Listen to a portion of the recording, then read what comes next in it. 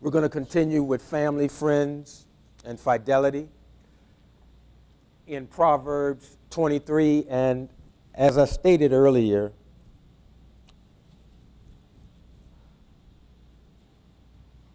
I started in Proverbs when this whole thing came on the scene. And I made some suggestions, because I told you I wasn't prophesying to you. I made some suggestions, and I outlined some things that would help us. And just about every one of those situations cropped up in this fellowship. And, you know, everybody was at a point where, what do we do? What do we do? What do we do? What do we do? What do we do? What do we do? And everybody was jumping up. They're thinking they got the answer. Somebody else think they got the answer. And, you know, I just was drawn to Proverbs because Proverbs deals with daily life situations. And Solomon, of course, is given credit for having given most of this material. But as you read it, it kind of gives you an indication of things that are going on right now. Last week, or week before last, it said something about, you know, don't get in a conversation with an angry man. You know, and that could really be an angry person. Because there again, anger, that's an emotion. And, you know, a lot of times when we give over to emotions, we don't choose properly. We don't make good decisions. Even in situations where something is clearly wrong. Don't raise your hand, but have any of you ever been in a situation where you saw something wrong and you said, you know, that ain't right, gonna do something about it, and then you volunteer yourself, and a little later when you come, then you go, what did I just do? You committed yourself to something and you don't even have the whole story. And nowadays, in particularly in social media, which I'm not totally down on, but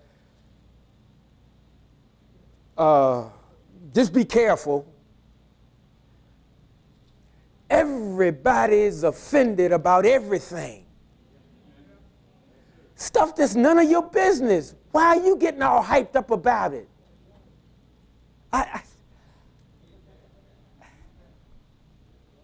You know, everyone now, I'm going to put my opinion on my Facebook page.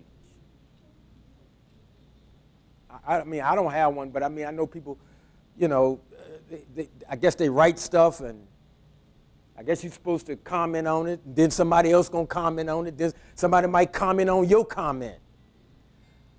And I'm like, really? Are we that starved for other people's opinions?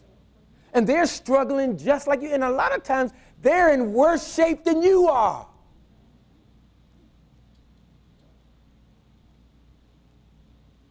And we can't even go on vacation and enjoy the vacation. Why? Every 5 minutes, taking a selfie. Why don't you take a selfie when you go to the bathroom? You know why. And see, saints, what I'm trying to share with you is a lot of that stuff is fake. Now, you know, you go on vacation, sure. I understand, and I'm not telling nobody not to go on vacation. But my goodness, do we have to take selfies every 15 seconds? How do you enjoy your vacation? Your arm get tired. Oh, you can buy one of them things that stick out, I guess, and click, click. You know, I'm like, people take pictures of food that they prepared. Some of it look, ugh. I'm like, you gonna eat that? I guess they proud of it. And I'm like, folks, it's getting to be too much. You know, so some of us need to take a break, particularly you believers. You need to take a break from some of that stuff. Everybody posts, I guess sometimes their best days. But that's not how their life is all the time. And again, you know, I pray we all have more good days than challenging days. And I think he does that even though sometimes it doesn't feel that way. But, you know, we need to get back to just talking to people. Just talking. You know, some people might be in the same room and they might be texting each other. I'm like, what is that? And I watch, and this is, I thought young people did this, but I see old folks doing this too. I mean, constantly. If you're not playing a game on your phone, I guess you download music and you play it through your phone. I still want to, y'all gonna laugh, but I still like playing my CDs. I know they outdated, but you know, that's okay. And I had one of my buddies get on me telling me something, your smartphone dumb. But seriously, saints, you need to take a break from some of that stuff. My nephew get in the car and he on his phone, and I'm like, hey man, put the phone up. But see, when they at work, he on the phone. And the kind of work I do, you need both your hands. But people want to be paid. And I said, well, I tell you what, I'm going to pay you half. I'm not going to pay him half, but I just tell him that. But guys, be careful with this because people are posting things that they're not quite accurate, and somebody is all into that, and then they get jealous and they're going to post something, and everybody's trying to top everybody. But for what? Well, do you win a prize?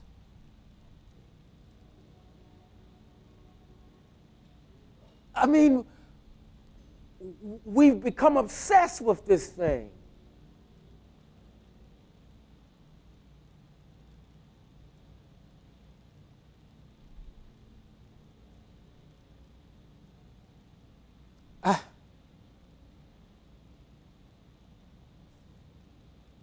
You know, things are trying to open up, and you know, some places of business are not going to require you know, masks and things of that nature. And I don't want to get into all of that but you got some more decisions to make.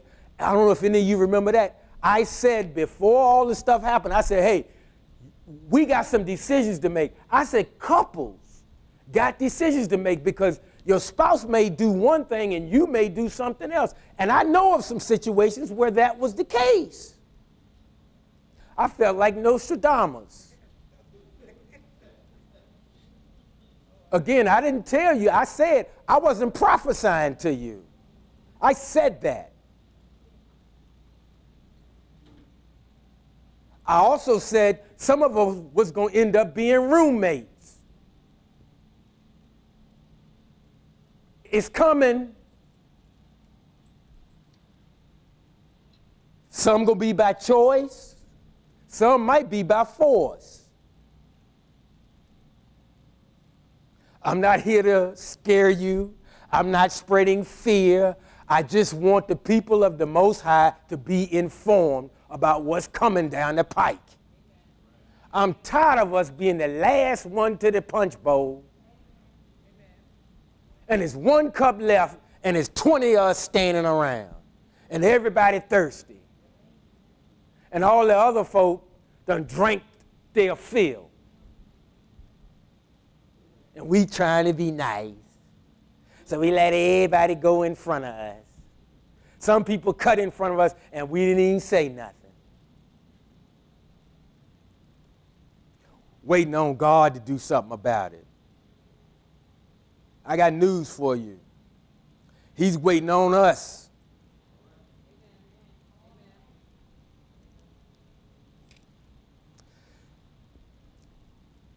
Reggie, up there, I want you to wave your hand now. I don't want to run over these people's time.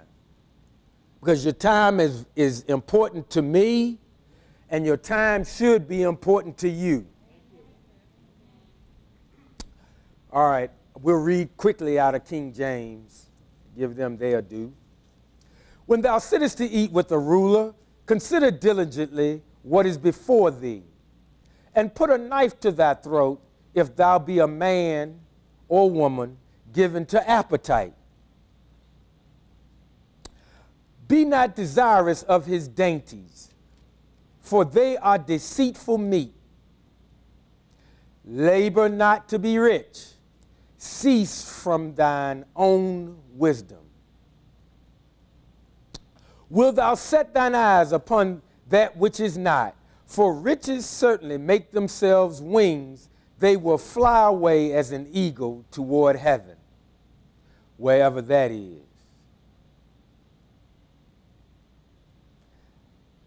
Eat thou not the bread of him that hath an evil eye. And most of us know the evil eye is a stingy person. Some of us know some stingy people. Neither desire thou his dainty meats, for as he thinketh in his heart, so is he. Eat and drink, saith he to thee, but his heart is not with thee. The morsel which thou hast eaten shall thou vomit up, and lose thy sweet words. Speak not in the ears of a fool, for he will despise the wisdom of thy words. Remove not the old landmark, and enter not into the fields of the fatherless. For their Redeemer is mighty. He shall plead their cause with thee.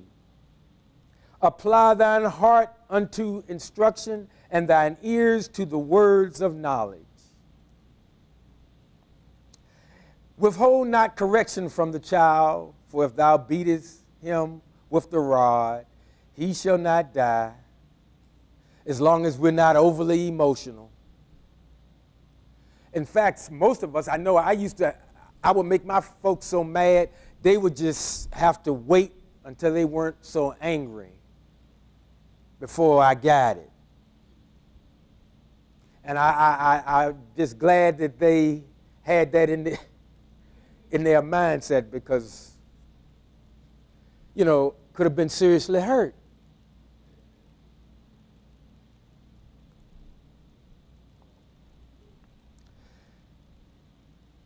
Thou shalt beat him with the rod, and shalt deliver his soul from hell, wherever that is. My son, if thine heart be wise, my heart shall rejoice, even mine. Let me read that again, because that's from the Most High. It says, my son, if thine heart be wise, my heart shall rejoice, even mine. So when we make best decisions, his decisions, using his wisdom for our lives, he smiles, so to speak.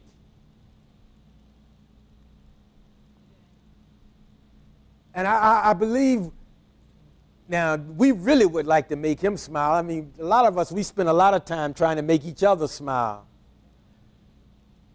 But can you imagine the one that created you, you make him smile? And it's not, let me throw this out while it's on my mind, it is not living a life of sacrifice. It is living a life of obedience to the Torah. Too many saints are living a life of sacrifice, and he didn't ask you to do that.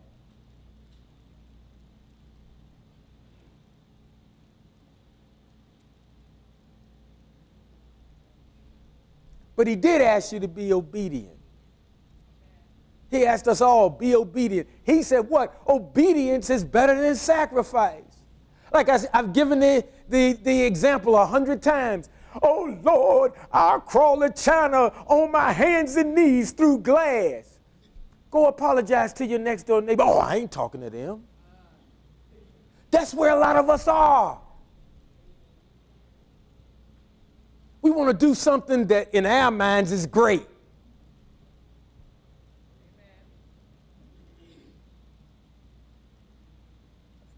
And if I'm looking at somebody, I'm not talking about you. If I'm looking your way, I'm not talking about you. I'm not a mean person. But wait a minute, I'm not plastic. I can't stand that. But I'm not a mean person. But I am direct. I respect boundaries, and I would like us to begin to reintroduce ourselves to boundaries and respect those. Our quality of life will improve immensely. And that's what it's all about. It isn't about what I like. It's about what's best for us. When I'm here, I'm thinking we, us, not me. And I wish more of us would adopt that mentality because it will help the whole. Get your mind off of you and yours.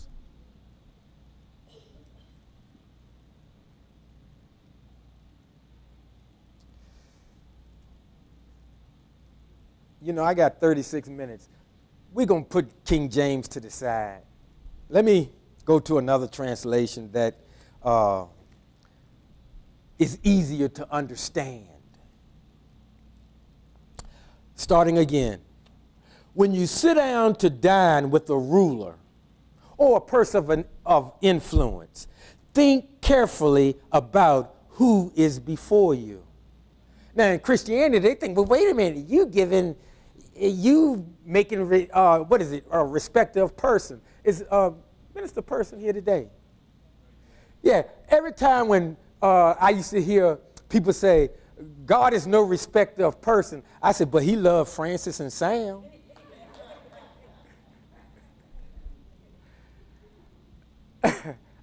Every time, you know, I'd hear some preacher say that.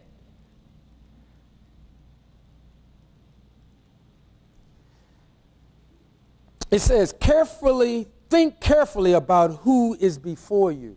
You know, some people pay, like in business, somebody might say, well, you know, an evening with Warren Buffett. And I mean, it might cost, you might have to pay between $2,500 and maybe $5,000 just to have dinner with him. Now, it ain't going to just be you and Warren Buffett. It's going to be you and Warren Buffett and about 100 other people, maybe 1,000.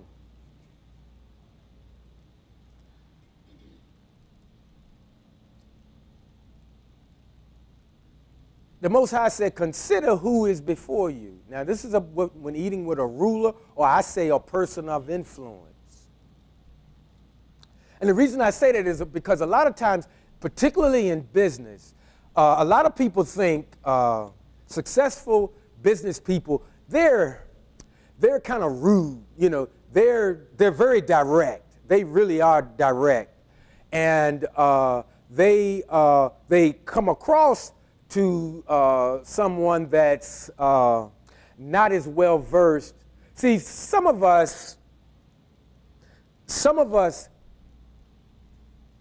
use the same definition for different words. There's a difference, a large difference between being confident, but most people think that's arrogance. And they think it's the same. It's not the same. Get a dictionary and read it. Stop being kind of lazy, folks, and just want to clump everything together. There's a difference between a friend and an acquaintance. All of us in here are not necessarily friends, but we're all acquaintances because we see each other on a regular basis most of the time when we just gotta show up here.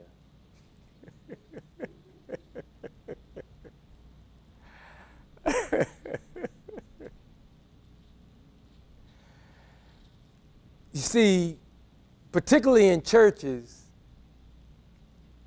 we always like to say, well, they're all my friends. No, they're not. See how many people come, your car broke down and it's 3 o'clock in the morning.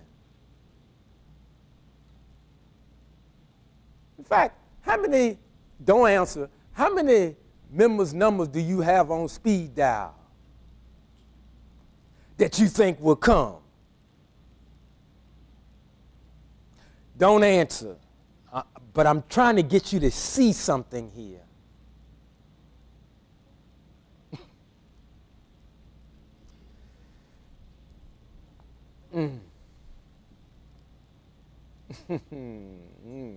And what would you do if you called them and they said, how did you get my number?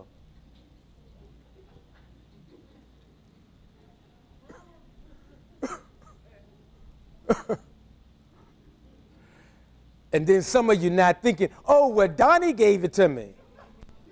Oh? Then Donnie gonna get a call.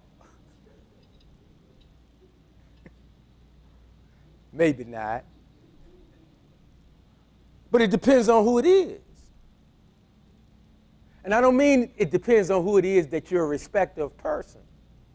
Again, because we're not all friends. If Alan gave me his number, did that also mean that I could freely give out Alan's number to whoever I want? Hey, you know, Alan's into music. Here's his number, call him. He may not appreciate that. I don't know. But I wouldn't do that.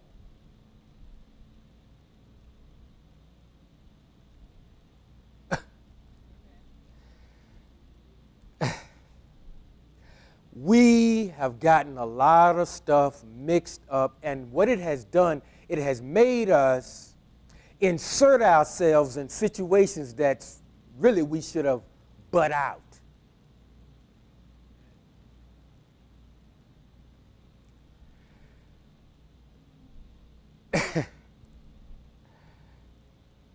Even well-meaning.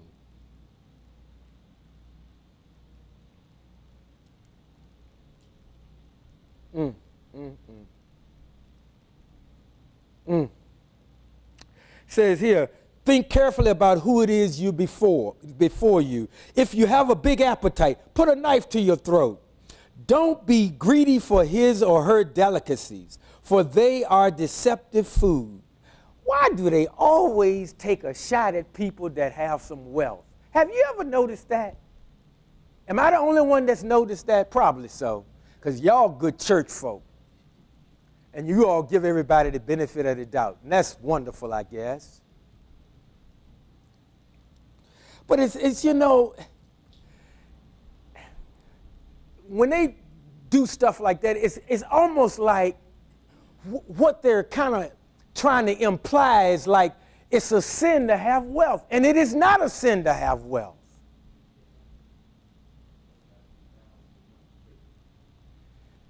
Yeah. But I get, I look for stuff like that. Guess that's what makes me weird. Don't be greedy for his delicacies, for they are deceptive food.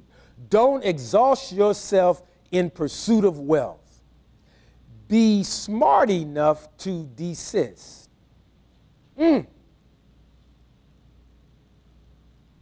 If you make your eyes rush at it, it is no longer there. Now, even in business circles, they'll tell you, don't run after money. Because when you run after money running from you. In fact, you shouldn't run after anything or anybody.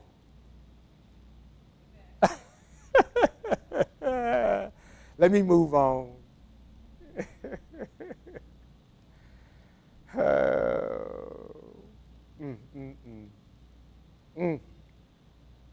For wealth will surely grow wings like an eagle flying off to the sky.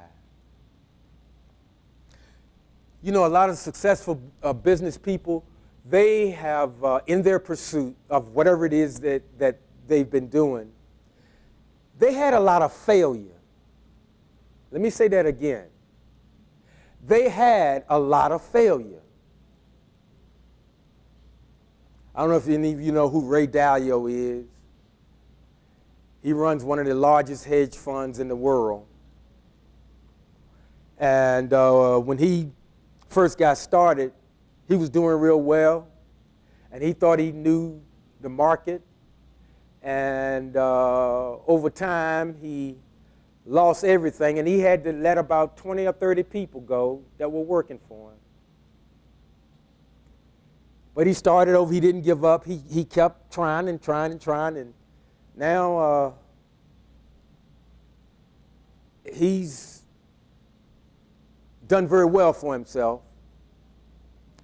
And leaders from all over the world want to consult with him, even about the economic situation. See, that's a person of influence. And I'm just our leaders, you'd be surprised who they contact. You would be surprised.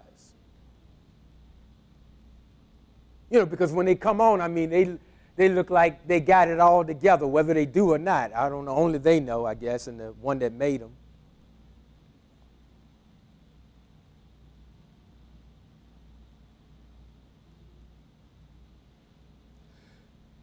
But wealthy people are not necessarily rude, but they don't like to waste time with small talk. They'll ask you to state your business, state your case. If they can help you, they'll do that, and then they're ready to move on. And you might feel like, well, God, you know, I only got 3 or 4 minutes with the guy or the person, whoever it is. But if you listen to what they said, they may save you years of toil. But were you listening? Or were you just caught up in the fact that I'm here with so-and-so and so-and-so? Let me get a selfie. And don't ask them to take a selfie with you, please.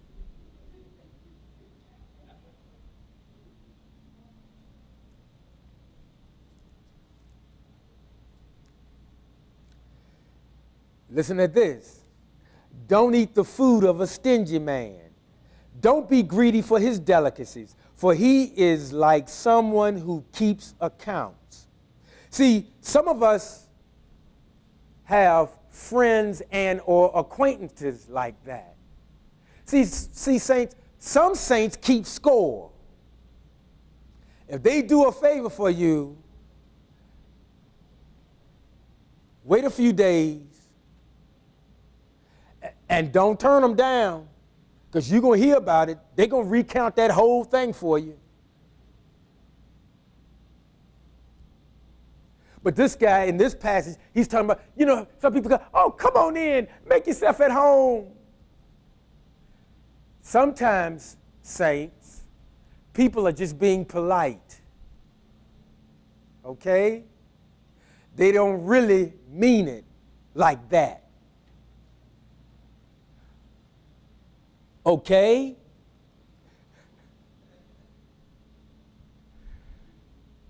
And if they allow you to take a doggy bag home with you, don't clean the people out.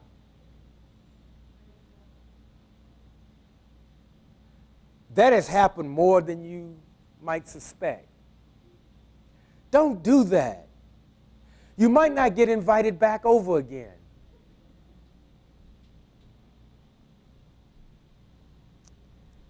These things really happen in here.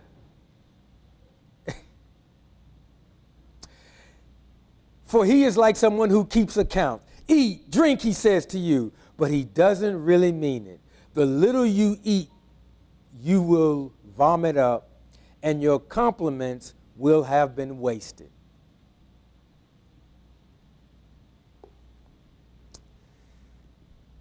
I know some of y'all had Mother Bonner's stuffing. Oh, man. I got her one time to make me one of them big pans of it. And I tried to eat that whole pan. I couldn't do it, though. I was having a dinner party. Oh, I shouldn't have said that. I was having a dinner party, and she was kind enough to make it for me. And them greedy guests was trying to eat it all. I ain't inviting them over no more.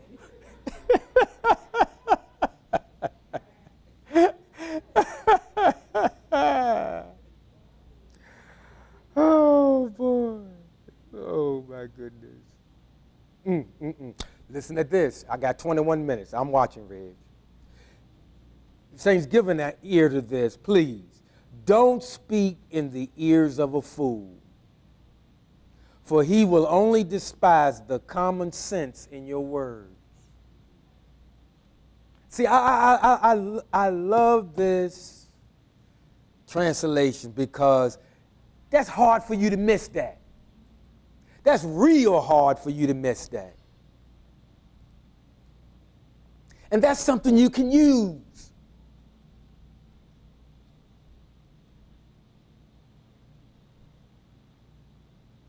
You know, in making your choices, making your decisions,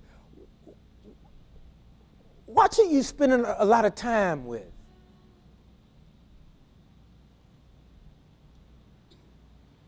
And you know, if somebody's calling you constantly, take inventory of the type of conversations that you're having. Is it somebody that kind of brings you down? Don't answer the call. Let them leave a message.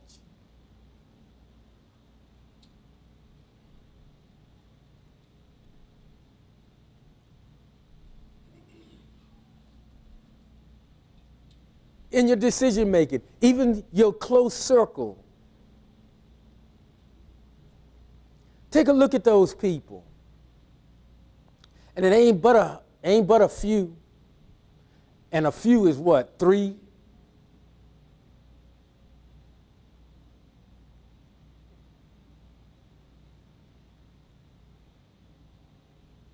I mean, folks, we got to not only look at ourselves, but look at what we're doing.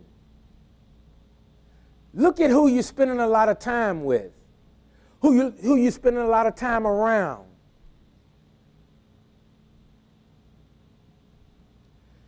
Is it attributing to the quality of your life? Or is it a drain on you? We've all been stressed out. Let's get less stress.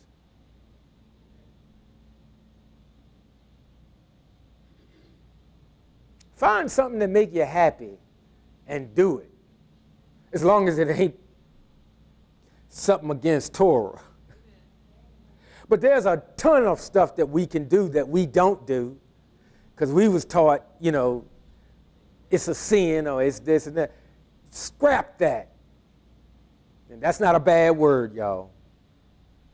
That's S-C-R-A-P. That means throw it away. There's a whole world out there for you all to enjoy. Please do so. There's plenty of time for work, plenty of time for church, plenty of time for whatever else takes up a lot of your time. We've been through 2 years or more of can't do this, don't do that. But again, like I said, make some decisions. Listen, if you're not comfortable, continue doing what you're doing.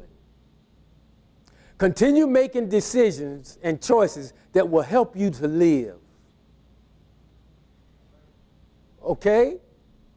Because that might please the Most High.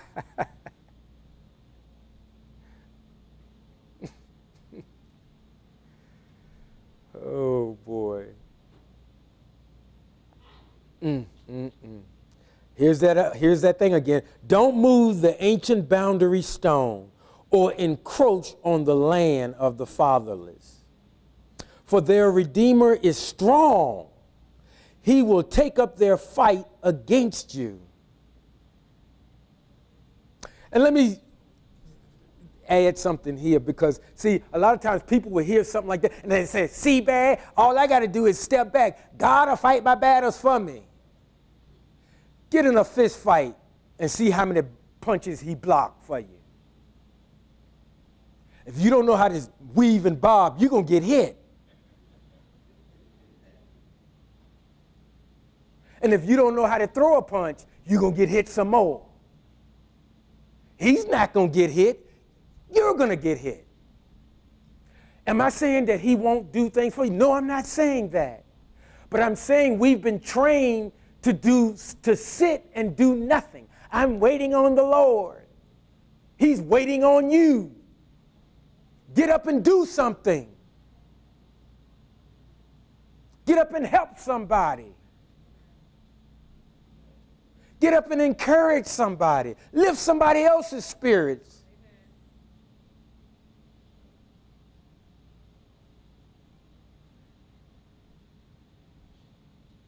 Well, I don't know what to say. Well, just go over there and just sit with them. Like Job's friends rightly did at first. When Job was going through all of that stuff, they came and they were quiet.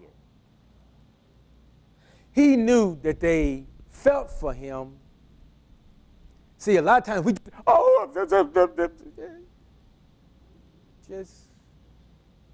and then depending on how close you are with the person, sometimes all you got to do is look at the person. And when your eyes lock, you know. And you don't have to give the standard cliche, hey, if there's anything I can do. And please, if you don't mean that, don't say that. That is not the time to be polite. In fact, that's plastic. That's plastic. It's plastic if you don't mean it. And so if you don't mean it, don't say it.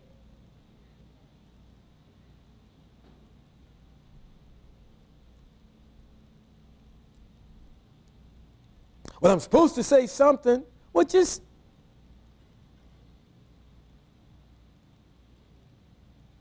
put your hand over your heart.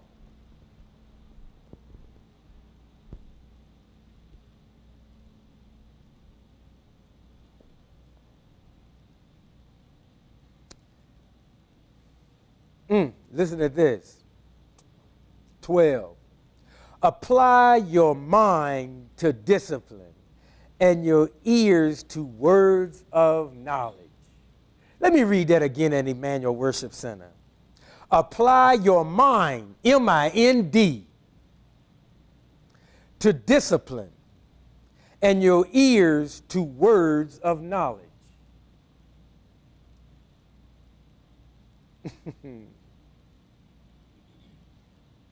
And then again, the one that we all know by heart. Don't withhold discipline from a child. If you beat him with a stick, he won't die. If you beat him with a stick, you will save him from Sheol, wherever that is. My son, if your heart is wise, then my own heart too is glad. Let me read that again. My son or my daughter, if your heart is wise, then my own heart too is glad. He's saying, I'm happy for you.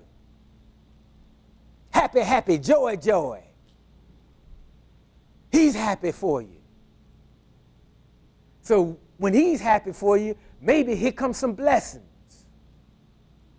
Maybe here comes an uplifted spirit. Maybe here comes a lighter countenance. Yes, he has our back. He does. As we do what? As we go forth. See, as you go to do, he go with you. But is your hand reaching in your pocket to buy somebody a hamburger? It's not his.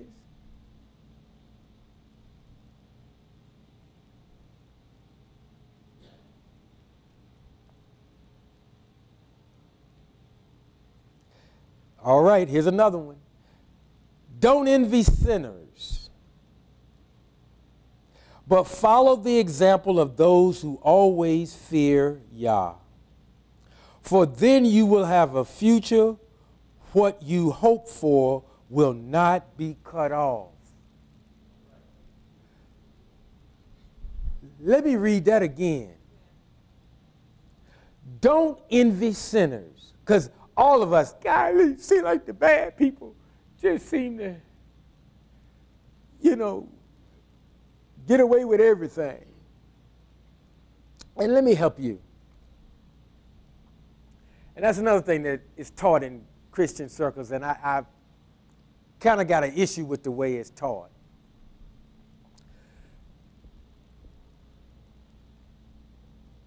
The Most High said what? Vengeance is mine. I will repay. So when we talk about what we call sinners, there's always some flavoring in it. God gonna get them.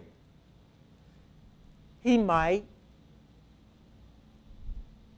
He might not. What about the thief on the cross?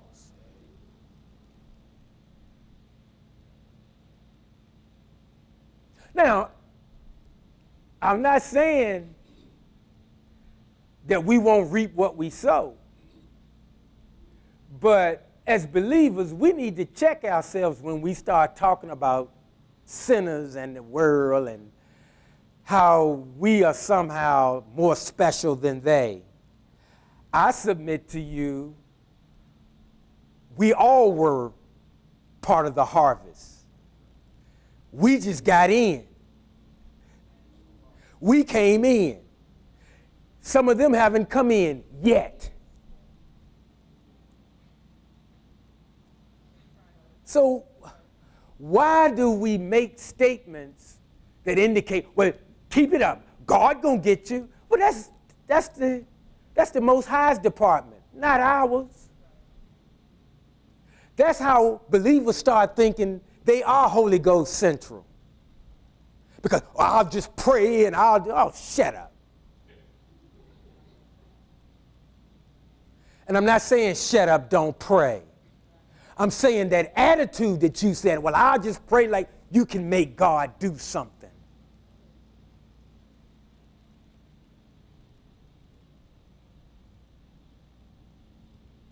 We can't make him do anything. He does as he pleases when he pleases.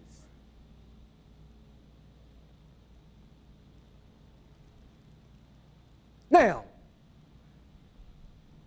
when the cup of iniquity gets full, we got a problem. We got the problem, not him.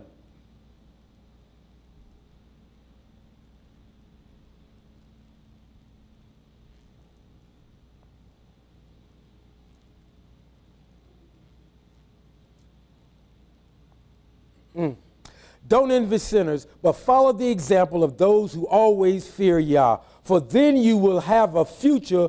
What you hope for will not be cut off. So whatever your dreams or your aspirations are that are in the will of the Most High. And again, I said you can make a good decision. You can make a better decision. You can make the best decision, or you can make a bad decision. I don't know if there's any more.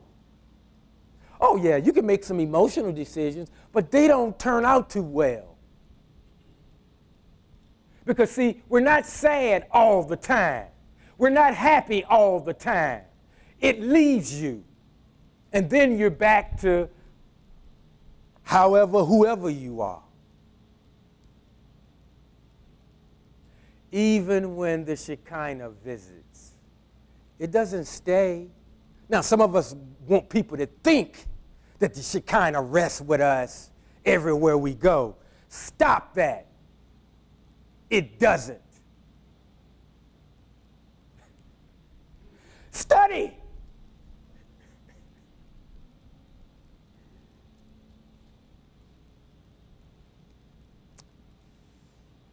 Have you ever read passages and the person always says, and when I return to myself? That means it lifted. We've had times in here where the spirit was real high. Did it stay? No. And here's another kicker. Some of us was right in the meeting and got in an argument on the way home. No, I wasn't in your car.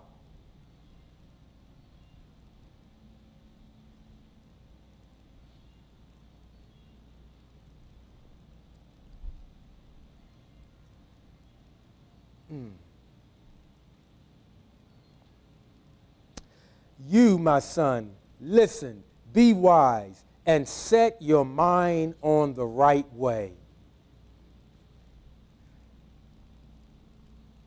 Folks, you know, I'm all right. I got 6 minutes. I'm gonna stop right there because this is something that's really key for us. It says, "You, my son," and you can put my daughter.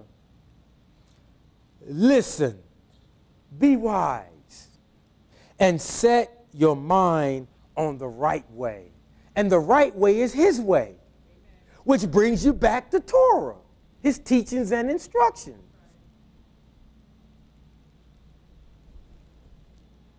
And you know, there's a right way and a wrong way to do everything, even unpleasant things. You know, there's a right way to go about it. You know, even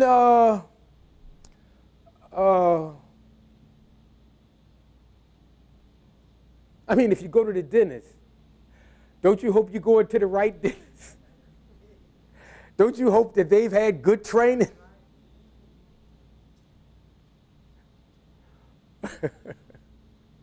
Or you go try to save money and go to Curry Burger and say, Curry, I got a pair of pliers. Will you pull this too?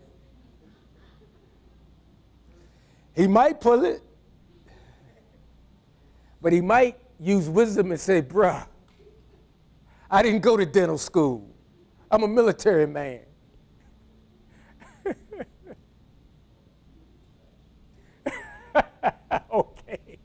Okay, so they do. They have feelings. You know, I was down at Fort Lee the other day, and they were working on this. They had a, I call them a mannequin, but they were doing some kind of field, like they were operating on this guy. I was down there cleaning up, and they was paying me $100 an hour. I was sweeping so slow.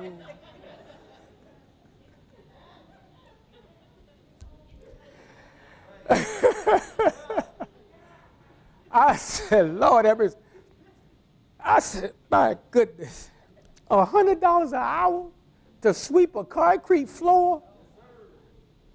I got my own broom. But I noticed they were training there, and they had, the soldiers were around them, and they was doing something, but I was looking, but I was trying to act like I won't look, because I would come to the truck, come get stuff, but I was trying to be nosy, see what they was doing. But yeah, they was doing something, and they were taking turns, and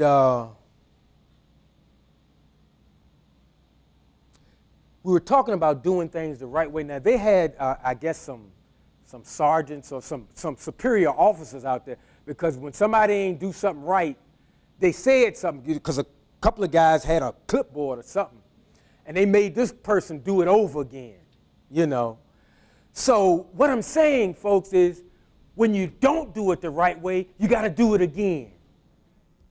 So, and we all learned coming up, when your parents gave you 3 minutes, when your parents gave you a chore, don't do it halfway. Because, the wise ones will wait till you about think you finished. And they said, now go out there and do it the right way.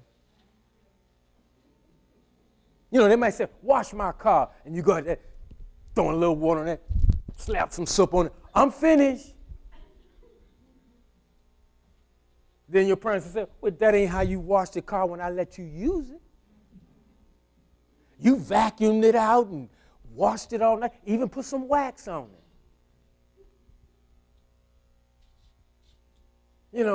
Let's get in the habit of doing things the right way, whatever it is. Now, sometimes that's going to take you more time, 2 minutes. That's going to take you more time, but it's best to do it the right way, so you only got to do it once. And I'm going to close with this. When it comes to shopping, everything that's cheap ain't necessarily good. Because you might have to buy that item 2 or 3 times. And if you buy it 2 or 3 times, you might have went on and got something that was well made.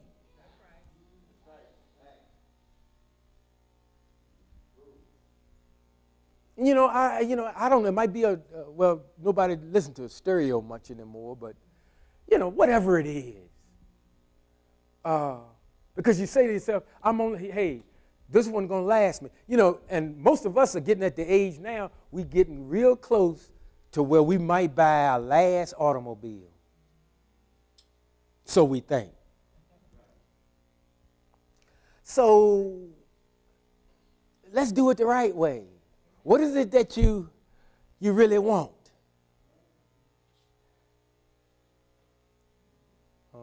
Where's Minister Person? Did she leave? I wanted to borrow her car. I'm just kidding. Saints, 53 seconds. Let's start today doing things the right way. It may take you a little more time, might cost you a little more, but you'll only have to do it once. And that's in every facet of your life. When you get up, don't just get up, make your bed. Wait a minute, man, you meddling. No, I'm telling you. Let's start doing stuff the right way. When you get up, when you yawn, if you're married, turn your head. You got morning breath.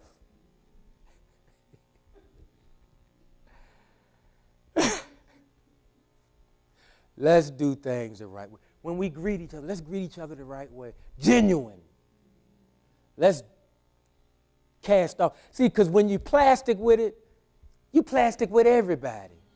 Then when you see somebody you really care for, you find yourself doing that same old plastic thing.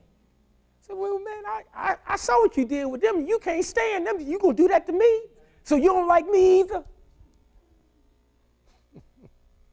Let's do everything we can the right way. So we only got to do it once. If you got to apologize, oh, it's off. Thank you, Reg. If you got to apologize the right way. And don't stop at, I'm sorry. If you can, make restitution. If you can't, do something to let that person know they really were sorry for that. That's real repentance. God bless you.